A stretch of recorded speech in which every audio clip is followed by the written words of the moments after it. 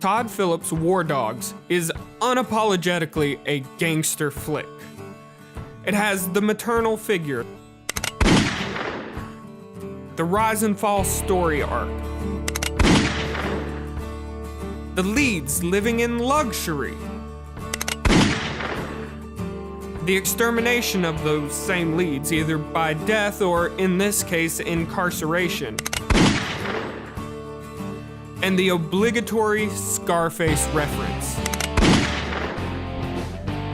They do everything but tell you this is a gangster flick. Yeah, we were gangsters, bro. But that's not why I think this film is important. Yes, it is a gangster film and I enjoyed it, but I wouldn't consider it a masterpiece of the genre. No, it is far more important in the larger scheme of the gangster genre. Martin Scorsese summarizes the history of the gangster genre as so. The gangster film predates World War I, as with Griffith's Musketeers of Big Alley or Raoul Walsh's picture in 1915 called Regeneration. Gangsters then were viewed as the victims of a depressed environment, neighborhood kids growing up on the mean streets. But 10 years later, Prohibition brought about a tide of movies that signaled a tremendous escalation in urban violence. He showed Tony Camonte, also known as Al Capone, as a vicious, immature, irresponsible character.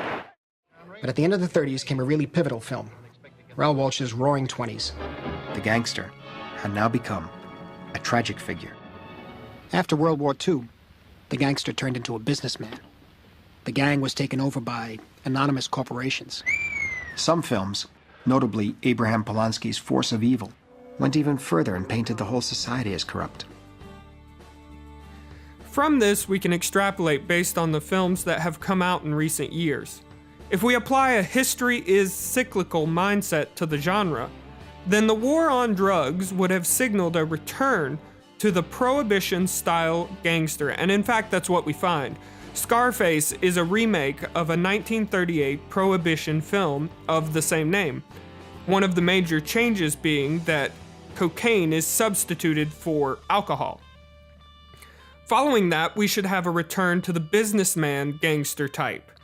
And we find that with Scorsese's own Wolf of Wall Street, and The Big Short that followed it. In The Wolf of Wall Street, the gangster tropes are fairly blatant, which makes sense because Scorsese has spent much of his career in the genre.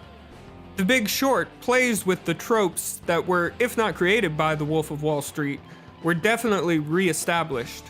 And you can't tell me Ryan Gosling's character isn't somewhat modeled after DiCaprio's.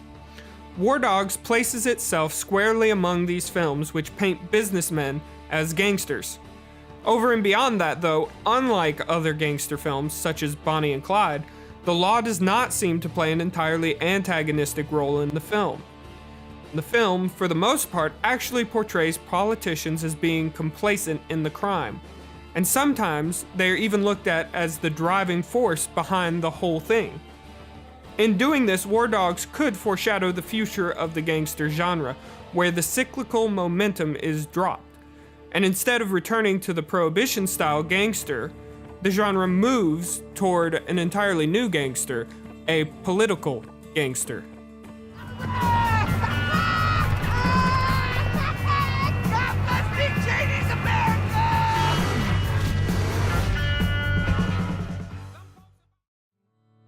Thanks for watching. So, I don't think I mentioned the new backdrop in the last ending I filmed.